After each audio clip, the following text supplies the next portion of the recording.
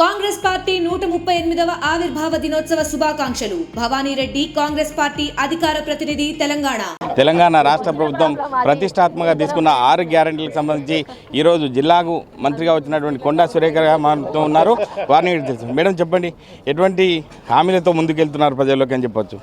హామీలు కాదండి, 6 గ్యారంటీలతోటే ముందుకెళ్తున్నాం. ఆ గ్యారంటీల కోసం ఈ ప్రజాపాలన కార్యక్రమం పెట్టడం జరిగింది. 6 గ్యారంటీల విషయంలోనే ఒక ప్రొఫార్మాని మేము తయారు చేయడం జరిగింది. ఆ ప్రొఫార్మాను కుటుంబ సభ్యుల ప్రాతిపదికన అన్నాము. కుటుంబంలో ఇంకా పెళ్ళిళ్ళు అయిన వాళ్ళు ఉన్నా కూడా వాళ్ళు కూడా అప్లికేషన్ పెట్టుకోవచ్చు అని మేము తెలియజేయడం జరుగుతుంది. అంటే ప్రధాన సమస్య అంటే ఆర్టీసీలో మహిళలకు చాలా ఇబ్బందులు ఎదుర్కొంటారని ఉంది.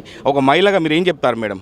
ఇప్పుడు అది ఆదేశాలు ఇవ్వడం జరిగింది కదా, ఆర్టీసీ ఎండీలతోటి స్థానికంగా ఉన్నటువంటి ఎస్పీలు కానీ కలెక్టర్స్ కానీ కూర్చొని ఏమైనా ఉంటే రివ్యూ చేసుకొని ఎవరి మీద కంప్లైంట్ వచ్చినా నిర్మోహమాటంగా యాక్షన్ తీసుకోమని చెప్పడం జరిగింది. గతంలో డిసెంబర్ 9కే గ్యారెంటీలకు సంబంధించి పూర్తి చేస్తామని చెప్పి మీరు చెప్పినారు. ఇప్పటికి కూడా అవి నెరవేరకపోవడంతో ప్రజల్లో ఒక అసంతృప్తి వ్యక్తం చేస్తున్నారు. ఆ విషయంలో మీరు ఏం చెప్తారు మేడం? 2 సంవత్సరాలు అయిందండి మేము వచ్చి, ఇంకా నెల రోజులు కూడా కాలేదు. 3వ తారీఖు వస్తే నెల వస్తుంది.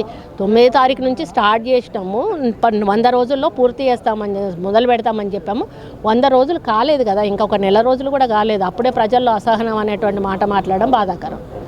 ప్రజాపాలనకు సంబంధించి అసహనం 25 రోజులకు 30 రోజులకు రావడం అనేది మీరు అడగడం వింతగా ఉంది, నేను వినడానికి కూడా వింతగా ఉంది. అంటే ఉమ్మడి జిల్లా వ్యాప్తంగా ప్రజాపాలనకు సంబంధించి ఏం చెప్తారు మేడం ప్రజలకు? చివరగా 100% మీ చివరి అప్లికేషన్ వరకు, మీ చివరి ప్రాబ్లం వరకు కూడా, సమస్య వరకు తీసుకునే వరకు కూడా ఈ ప్రభుత్వం ముందు ఉంటుంది.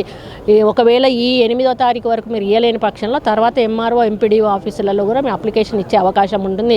మళ్ళీ 4 నెలల తర్వాత మీ ముందుకు మళ్ళీ ప్రజాపాలన రావడం జరుగుతుంది. ఈ లోపల మీరు ఏమైనా ఇవ్వాలనుకుంటే మీరు ఎటువంటి ఇబ్బంది లేకుండా వెళ్ళి ఎంపీడీఓ ఎంఆర్ఓ ఆఫీసులలో ఇవ్వచ్చు. ఈ 8 రోజులే అని చెప్పి మీరు అందరూ కూడా ముందుబడి అనవసరంగా తోపులాటలకు గురై ఇబ్బంది పడాల్సిన అవసరం లేదు.